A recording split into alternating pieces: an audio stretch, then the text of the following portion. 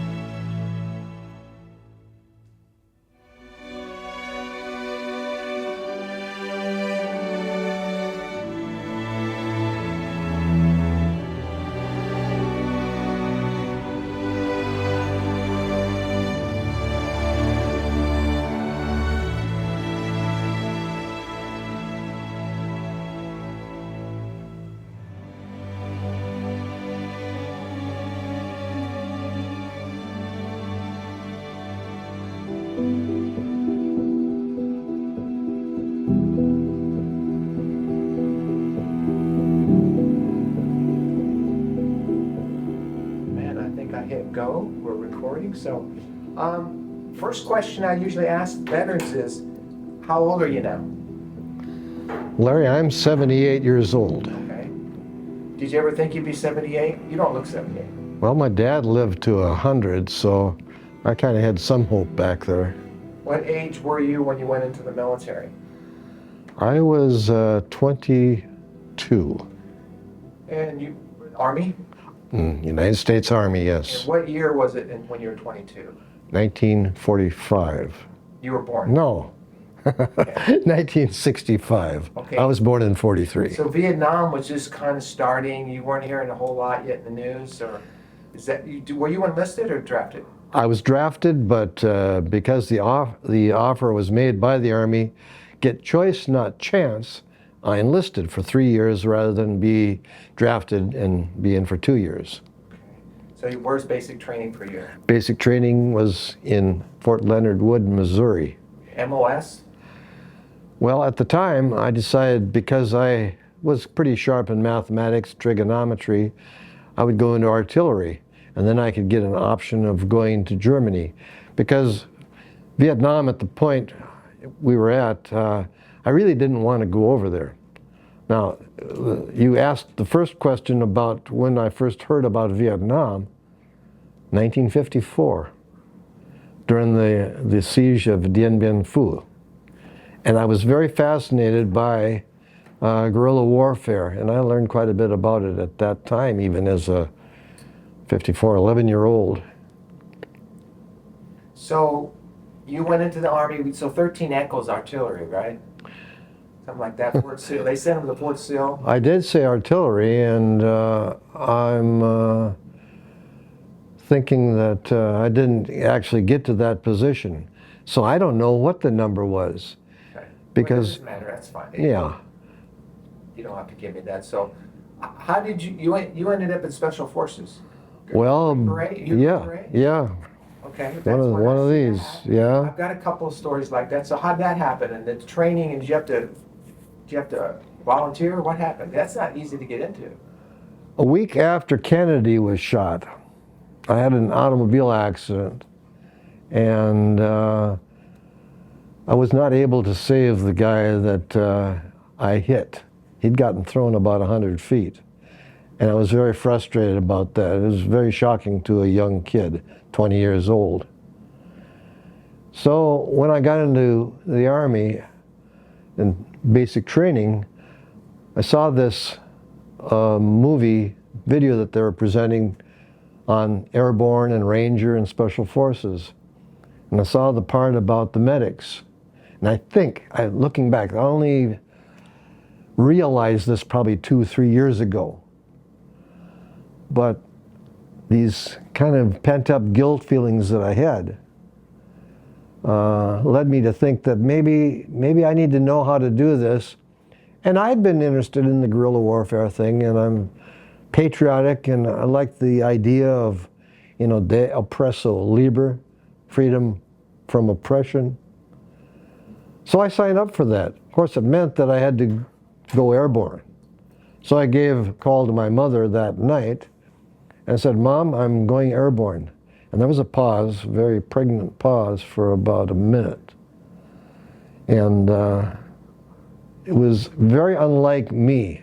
This was not my personality to really do this kind of thing. I was never really much of an athlete in high school. And so I guess I stepped off the edge, you might say, because I'd been on the edge very few times before that. I thought maybe you're going to tell me you watched John Wayne and the Green Berets. Well, you see, that had just come out. First movie I ever saw. Yeah, that had come out actually after I made my decision, and that including the song. And I think Special Forces gained a lot of people in the coming years because of the song as well as the movie. Okay, I want you to start walking me into Vietnam. So your basic training, advanced training, AAT. Right. They put me into a specialty that is part of Special Forces, and that was the demo or engineering. So that was a 12 Alpha. So what was your title in Vietnam? What was your rank and your title? My rank and title in Vietnam was a Sergeant E5. I made Sergeant E5 in under 2 years. Did you go to Vietnam as a sergeant? Yes. Okay. And I was the junior medical sergeant on an A team. Okay, so you're a medic? Yes. Okay, so you're a medic, Vietnam, you're a sergeant. What company, battalion? Is there a 5th Special Forces? What are you? I was in the 5th Special Forces Group, Company C. The B team was, well, let's see, it was Company D actually. I was on the C team was Company D. The B team was B-54, I think, yeah. And then I was on, I was at an A team called Kin Kwan 2, which was A412 back in 1967-68. Numbers rotated some within the Special Forces as far as designation as to what camp it was. Here's where we're going to start getting into the story a little bit. I want to know about your first day in Vietnam. Tell me about, if you want to tell about the flight over, landing, getting off a plane or whatever, tell me about what you remember about your first day in Vietnam. We were supposed to land at Tan Son Nhut, or Benoit, I guess, probably. And somehow or other we got diverted. So we ended up in the Philippines, took a prop job over to Pleiku because there was an attack going on at the other air base. So we ended up in Pleiku. The doors open. I felt the heat, smelled the odor of the tropics, and it was incredible. The first thing I saw was a farmer out in a rice paddy with his oxen, his water buffalo, and pulling a single plow. And I was thinking about my dad as a young farmer when he was, you know, a teenager still. He said, I used a sulky, which is a two horse, 2 plow type thing. And I'm thinking, wow, these people really are backwards. My training prepared me for this, but not just actually seeing it in person. And overnight, it was in a tent, very much like what you'd expect to be in the military. The next night, I was over at the Special Forces compound in Pleiku, outside of Pleiku, and they said, why don't you take a swim in our swimming pool? That was the most what do you call it? I forget the words. My 78-year-oldness is coming up with me. It was just contradiction of terms, I guess we could say. It's totally, sort of like the movie Apocalypse Now. There was a lot of dissociative things going on, you know. So yeah, I swam in the pool, you know. So were you attached or assigned to a certain unit or division or what? Well, following that, they had a bar set up and everything like that, showers, sent me to Nha Trang. On the way to Nha Trang, the plane did a sudden roll, and I looked down, and here there's these flashes coming from the ground. And I expect that we were being shot at the time. But I landed in Nha Trang, got assigned down to the Delta Company, which was in the Mekong Delta. So I ended up in Can Tho. Can Tho being the home of the Delta Company. After that, I was sent over to Ha Tien, and there was an actual hospital there. And I spent some time there in Ha Tien, which is on the Gulf of Siam, right on the corner by Cambodia. Were you in Vietnam 1 year like everybody else? One tour? I had one tour. The thing is that in first part of August of '67, I and 4 others got injured by a demolition explosion. And I ended up in Japan for a couple months. But then I went right back to my A-team at 412.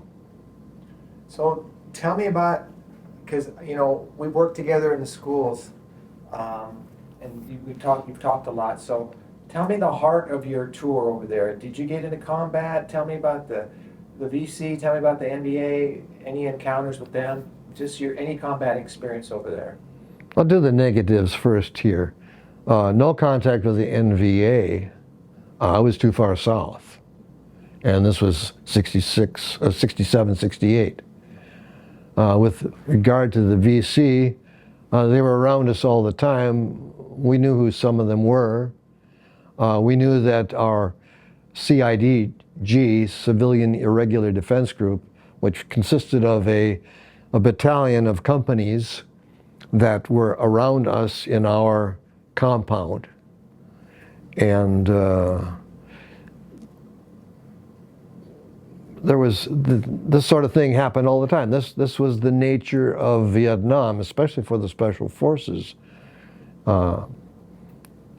You'd know who your enemies were, and you could keep track of them sometimes, though there were those that weren't there that were known. But as far as actual contact with Viet Cong, I was in contact only once in my entire time in Vietnam.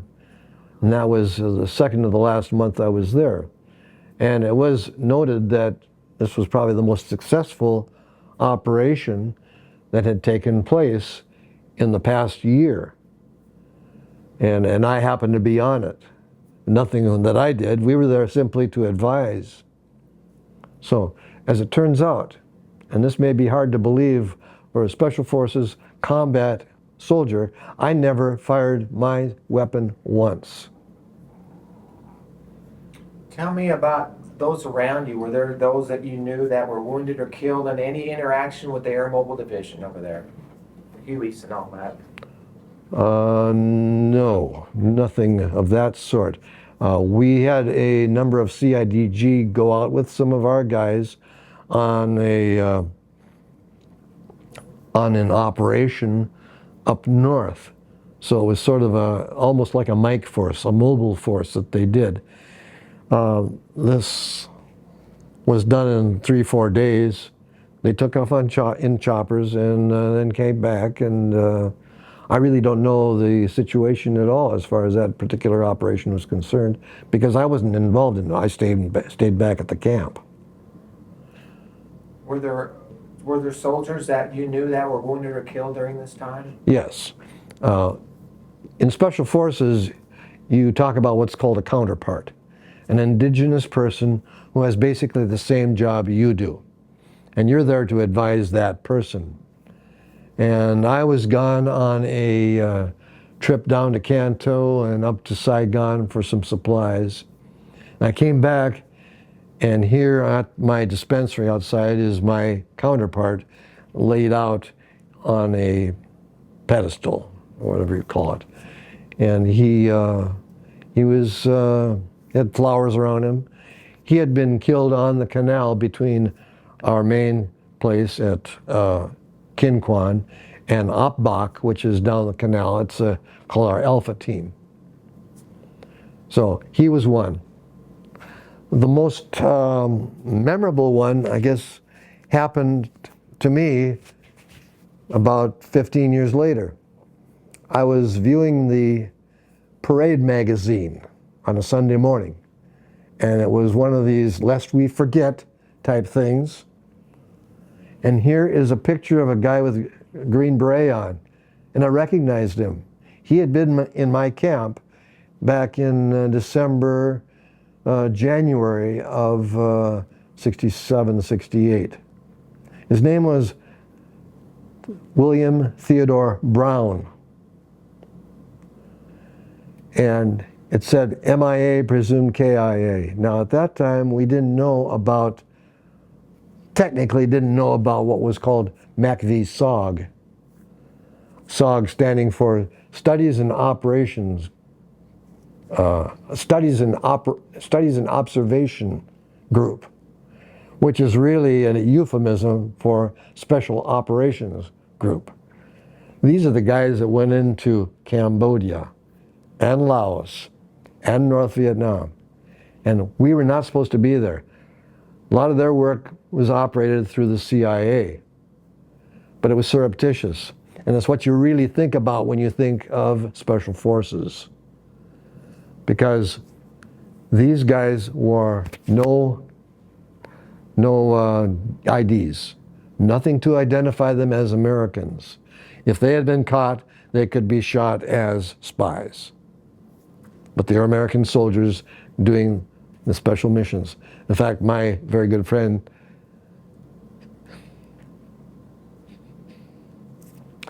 Steve Verot, went on several of these missions with these guys.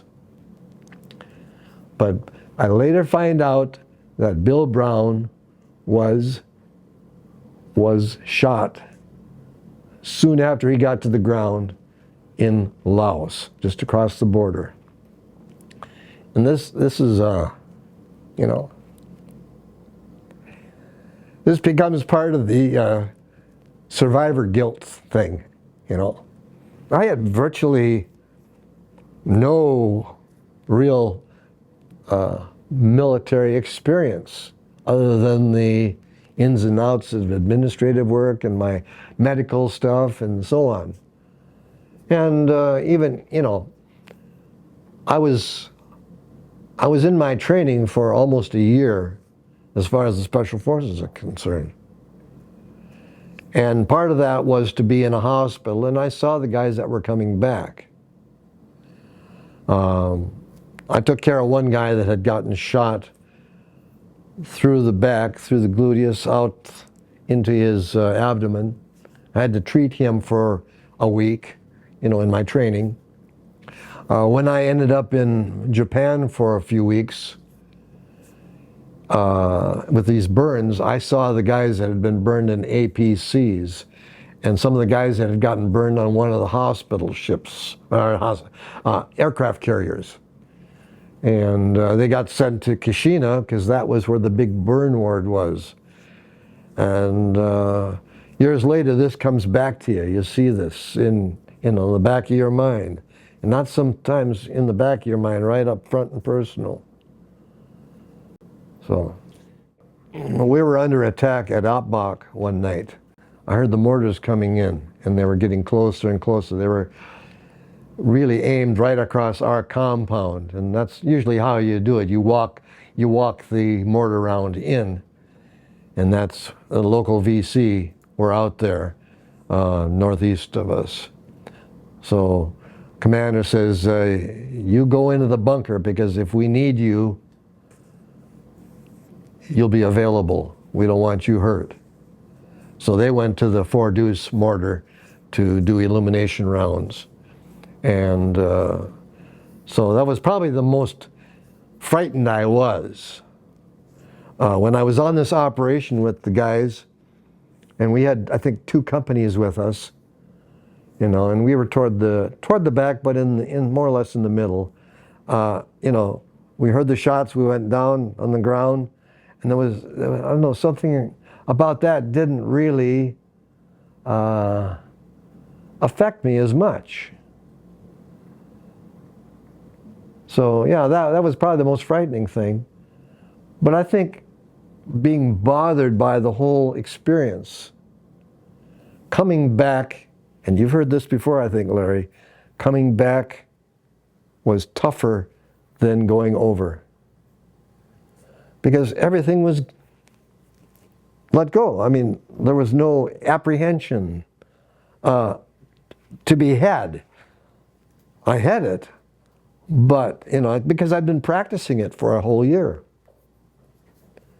And that feeling of, you know, looking from side to side, scanning everywhere you're going, being aware of what might be there, had been lifted.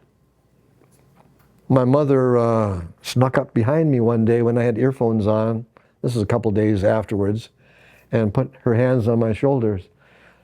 Not a good idea.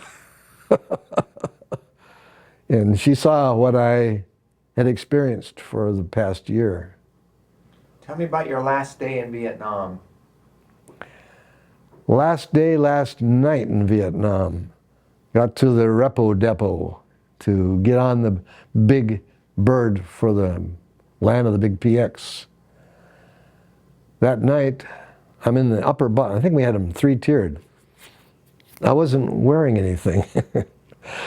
And we hear the rockets going over, and everybody gets out of the house and back into down into the bunker. And I've got nothing on, and somebody says, "This is for permanent party only." And of course I let off with some expletives, and I did not move.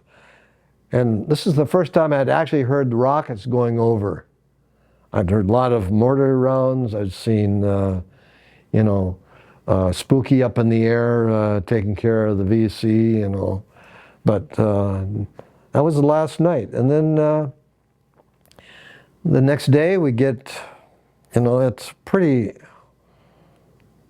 I don't know, I'm pretty dead to what really happened. I remember sitting waiting to get on the plane.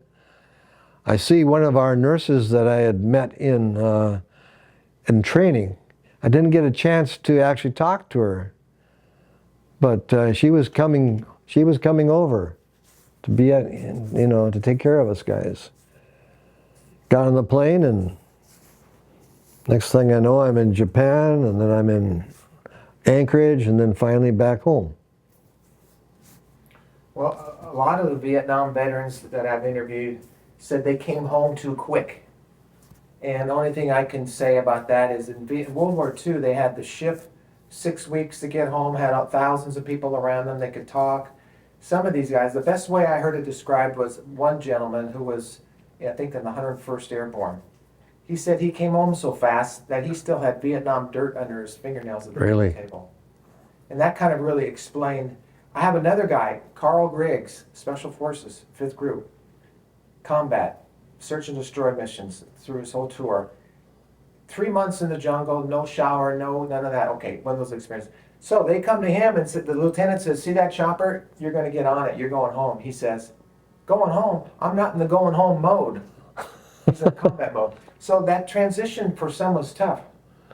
Well, you just made me realize something, that when I got off the chopper that I've been riding in that funny little seat, when they lay them out like in MASH, I'm sorry. Is that you? Yeah, it is. It's okay. It's no big deal. I thought it was. I need to turn it off completely. Vibrating. It's okay. Okay. Well, it's just bothering me. Don't go for it. So I reminded you of something. Yeah, well, back in August when I'd gotten flown medevac to Japan, and I really felt that I didn't need to be. I had a 3rd-degree burn on my leg, and they said that's not going to heal well in the tropics. So I got off that chopper, and I waltzed in there, and they're saying, we thought you were going to be on a stretcher, a litter. And I said, "No, are you feeling okay?" I said, "Oh, that's a Raj." I was still back in the rice paddy. I was still there. This is the experience I had. And I'm wondering if that experience of going to Japan, staying there for a few months, coming back to Vietnam, and then leaving finally late March of '68, sort of kind of acclimated me somehow. And I think maybe I didn't have the same kind of experiences that these other guys had. And maybe too, because of my lack of a lot of bullet flying and that kind of thing, I never heard the bullet going by me, And I think that's another reason for my, you think you're going to be doing this. But no, it didn't happen.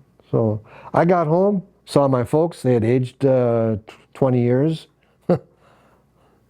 when I saw them in the airport. And everything was just kind of nice and quiet. I went back to college. That was my goal, to get back to college, because I'd really messed up first time through. Did you have an experience like Steve when you came home? No, I did not. Nobody went after me as far as harassment or anything like that. When I got to college, I was recognized as a Vietnam vet. They could see who I was because I wore this camouflage jacket all the time. And maybe I still was in the jungle, or in the rice paddies.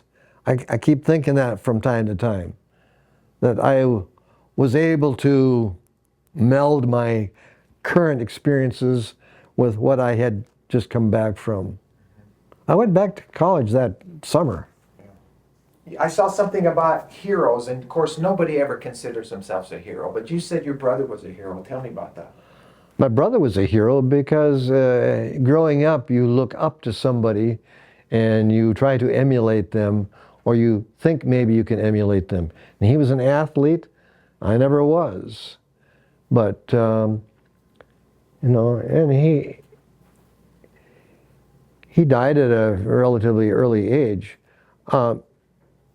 He stopped being my hero as such because I knew these other guys, what they did. The word changed. And I think it has a greater meaning, a higher meaning to me now. And on some of the Fridays, one of the reasons I wasn't going to interview with you tomorrow was because I'm part of this honor guard out at Fargo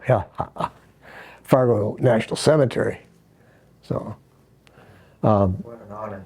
yeah, it is. It really is. I've witnessed several. I've participated in probably 20 different ones. Some of our guys are out there almost every day, and they've been doing that now for well over a year. Tell me incredible. about PTSD. Do you suffer with that? Worked around that? And secondly, tell me about the Vietnam group that you and Steve are with that you talk about at your presentations that brings you to tears. But first, tell me about PTSD and your experience with that and your personal or whatever. A lot of this PTSD is part of what comes with you as a kid, from being a child. You know, and then how do you adjust to it? I think it maybe started with that accident that I had. But when I got to that first A team, there was a hospital that I was in charge of. And actually the nurses themselves were in charge of it. These are Vietnamese nurses. And most of what I did was with the Vietnamese, you have to understand. So one night I was there late and a mother comes in with a baby. And this baby is really in dire straits. And I quickly diagnosed typhoid. Now I had had my shots for all this kind of disease, you know, these kinds of tropical diseases. And it's in the lungs. And she starts vomiting red fluid. And, you know, I give her mouth-to-mouth resuscitation. But she dies in my arms. And like that guy lying there on the road beside, you know, and I'm looking back now, this isn't what I experienced at the time. You know, the drawing together of the experiences, the juxtaposition. But years later, I see this. And I didn't save her, I didn't save the guy lying on the side of the road that I had hit. But in 1978, I'm out in Cleveland, Ohio at the Rainbow Hospital. And I've taken a science student to the International Science Fair. I was a science teacher for 19 years.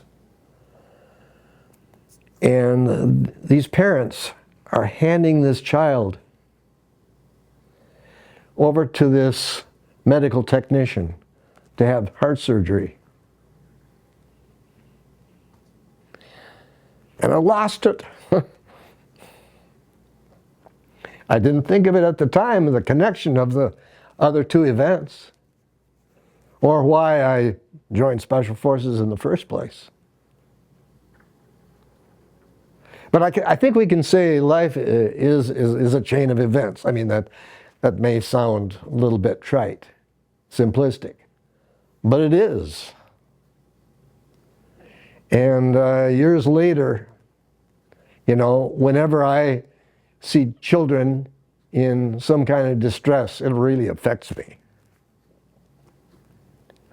So it's part of who I am now. And I had wanted to go into medicine. Sorry about that. I'd wanted to go into medicine, but my grade point average was so bad that I would not have, gotten in at all. So I went into teaching, and that's fine. I taught science for a few years. But yeah, this thing about kids suffering really, really hurts me. What group is it that you guys are with? Remember you talk about at your presentations. What's the name of the group? You get up there and you talk about this group about welcoming troops home or Vietnam vets being remembered. Do you know what I'm talking about, Steve? You guys at your presentation you said me and Steve belong with this group. Oh. And then you would tell the kids. It's an ex officio group. We have some similar experiences, know some similar things about what happened over there. And there are 3 of us that are currently getting together from the other time. But we're part of a counseling group that's sponsored by the VA. And it's called the Vet Center. And any vet that has been anywhere close to combat should go there, because PTSD is the sort of thing where if you've had some traumatic experience, some moral challenging type of experience, you need to talk to people about it. You need to talk with people who have had the same experience. And Steve and Dave and I have had these experiences. And there are a couple of other guys that are joining us now. They haven't been in the same areas we have with the Special Forces or close to SOG or anything like that. There is a technique that I had that was introduced to me about a year ago, and it's called EMDR. And I can't ever remember what the acronym stands for, but it has to do with eye movement desensitization. Yeah. And we brought up some things that came from actually my childhood that seemed to set the stage for how I react the way I have reacted. In 1977, I joined the National Guard in North Dakota. And I spent 18 years with them, and so I retired as a first sergeant. And part of that was good, and part of it was bad. It brought up some things. I was able to do a little role playing, get that worked out of my system. And yet, there are a lot of reminders that are involved. I did have a lot of anger issues. When I was teaching, I did some kind of crazy things that, I look back at it and say, wow, why the hell did I do that? Tell me about, okay. When I interview all the veterans, I always at the end will ask 2 questions. We're not done yet, but I want to ask you these 2 questions now. But first question is, based on your experience in the military, what does freedom mean to you, Joe? Freedom, oh. We all make choices. Sometimes the choices are difficult, sometimes they're relatively easy. It just depends on who we are and what our motives are. But the ability to make those choices and to see the fruits of what those choices are, the labors that we put out, our desires, our wishes, maybe they come true, maybe they don't, but at least you have the freedom to do it. You are free to do it. You don't have to have something get in the way. Sure, you have family, you have a spouse perhaps, and those people you have to work around. My freedom ends where yours begins. And sometimes we share the freedom. It's a nebulous word. There's another one, liberty, Some say freedom is that which is granted by God, liberty that is granted by governments. And to me, freedom is doing what you want without somebody else getting in your way to restrict that. I've never asked this question, probably because we never experienced what we have the last year and a half in this country, but tell me what does tyranny mean? What is tyranny? Wow.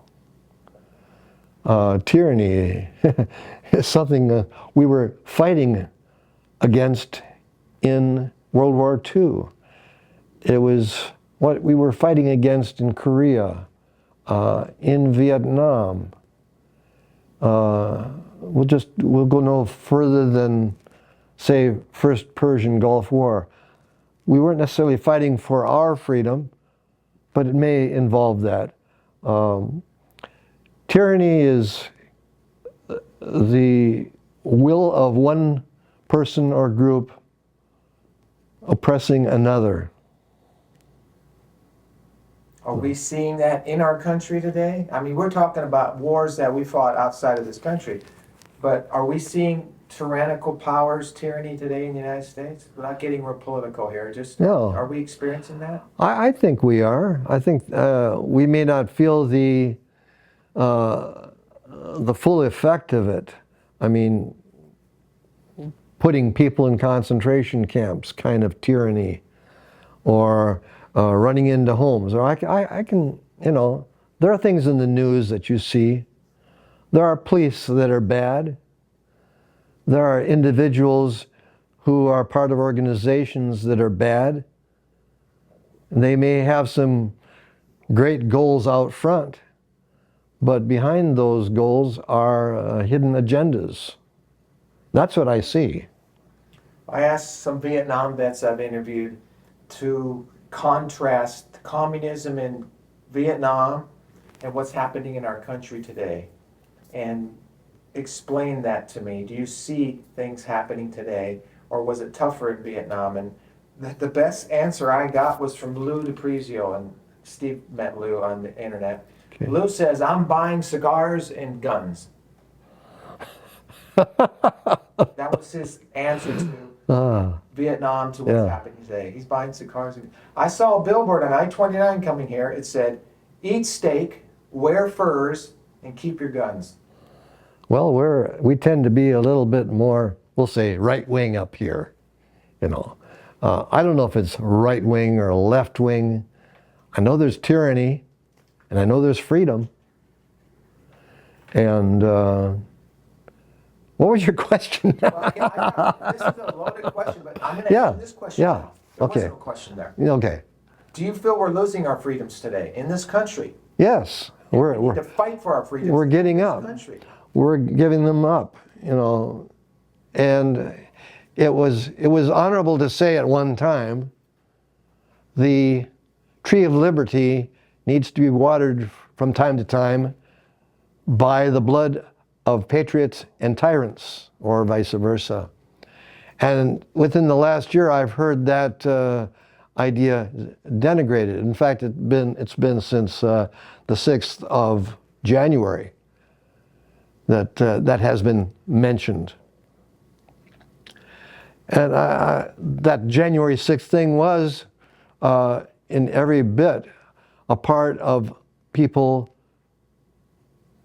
being opposed to tyranny. That was their motivation. It was not just some, left-wing, right-wing political party type of thing for why people did that. Now, there may have been those in the background encouraging that. I don't know. I don't have that information. But you do have to fight for your freedom. And that's what we did in World War II. And that's what we did we fought for the freedom of the Southeast Asian people back in 1961 through 75. Now, Vietnam lost that freedom. They became communist. But as I said in a speech that I just gave to the Air Museum back in our Vietnam week, I was the keynote speaker on that. Although they are communist, those people really have taken off. And the government is there, yes. It is one-party rule in Vietnam today. And that's dangerous, because they don't allow the kind of speech that we have here. Yes, they can, you know, make as much money as they want to. I don't know what their taxes are like that. You know, I have a lot of articles in my home that say made in Vietnam on them. They're doing well. We were over in Vietnam to stop the domino effect. If Vietnam fell, we felt the rest of Southeast Asia would fall. It did not. So I say we won that part of the war. So don't ever come and tell me that we lost the war. And as far as losing Vietnam is concerned, the politicians in Washington and the hippies on the street lost that. May I include the institutions of learning also? They lost the war. And they didn't get over there. Tell me what the American flag means and represents to you.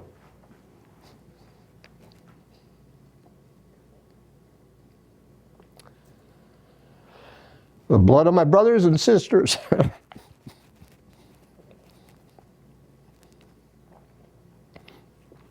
My poem states, you know, I'm looking for my name on the wall.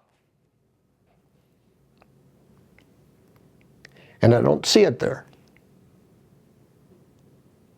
But it is there, here. Have you been to the wall? Several times. First time you were there, was it emotional? Oh, jeez.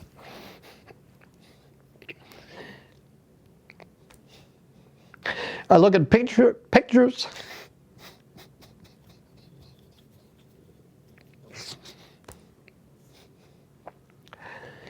You know, and a part of me is saying, what a waste. Because what we originally, you know, I mean, I shouldn't say originally did. We wanted Vietnam to be a free government. Maybe, as you know, I don't know how many governments call them free, or countries are free that have government. You know, what is freedom? Is it chaos, anarchy? But you know, I just feel bad. I've got friends who are Vietnamese that are over here. One is a girl that I had in school as a student. Another one just got to be a legislator in Arizona. He had his daughter graduate from the Naval Academy last week. Incredible. So, yeah, the wall means a lot to me too, you know. And I had the mixed, as I say, the mixed feelings. I could have been there. I'm not. I'm going to have you read this in a minute, okay? Sure. I'll have you read it out of here. Okay, one more question about Yes. this patriotism. Are you proud to be a Vietnam veteran? Yes, absolutely. And not just what we did over there, but what happened to us, maybe not me personally, spit on, eggs thrown at, whatever, jeered. I was called a baby killer once by a teaching colleague. But what I really think about the Vietnam vet is what we did for the guys that came later, guys and the women that came later. Many of us have been out there at Hector Airport. When they came back, the 142nd and former 816th North Dakota group. And I was watching the guys come back from Iraq in Moorhead when they went to Concordia College and had their get-together. We so much support them. And they know it, and they tell us. We get more accolades from those people than we do from anybody else. And I might add the Native Americans as well. I received a quilt, a star quilt, from the Turtle Mountain people. I want you to read this from where you're at. Here, Sure. just read that poem, and I want to record your audio and video on that. So just go ahead and read it. Survivor Guilt, 2016. Along a watery pathway, meeting in the middle, Two bold black blocks of granite stretch long upon the green grassy earth. And upon them written names, seemingly endless list of names, many of the names I know, chiseled in solemn relief. I look for my name. I search the span of when I served. I'm not on the wall. Where is my name? Surely my name is in the mix. I was there, as were they. But surely as we all were there, my name surely should be here. Had there been a million names without my name on it, had there been a wall with no names at all, mine could have been on it. What did they do to deserve to be listed? What did I do to deserve being left off? But my name is written deep within me, just not on the wall. Powerful. Powerful, brother. I'll keep that one. Thank you. And use that one. The Vietnam vets are almost at the age of the World War II veterans when I started interviewing them. That brings tears to my eyes too, because, and I don't know why, other than, I've done so many Vietnam interviews, but maybe I need to start doing more. Well, there's another tragedy, Larry. You know what it is. It's Agent Orange. And I'm not sure that I have had any outright exposure to it, although we drank the water from an area which was sprayed with Agent Orange. But I have several brothers in my veterans groups who have different diseases that are presumptive for Agent Orange. And they're getting, deservedly so, full compensation as per the law. They should be getting more. So I have high blood pressure, and they've worked on that one as far as being presumptive, but that isn't going yet. And I'm not suffering from anything particularly physical. I can still do 20 push-ups if you want me to, or 21 with airborne, But I am older, and I squeak a little bit when I move, and I grunt a little bit. You know where they get the word grunt from? Probably having to get up off the ground. I don't know. The best answer I got to that was when you jumped out of the helicopter, you go. Well, I think grunt came about when World War. Yeah, that could have come out much earlier. Because when you're lying in a foxhole for a while, and then you have to get up and charge, I think you're going to grunt. So probably goes back further. We're just about done, but I want to make, if you want to comment to this, fine. But one of my Vietnam vets said in an interview, I know I'm going to go to heaven because I've been to hell. Yeah.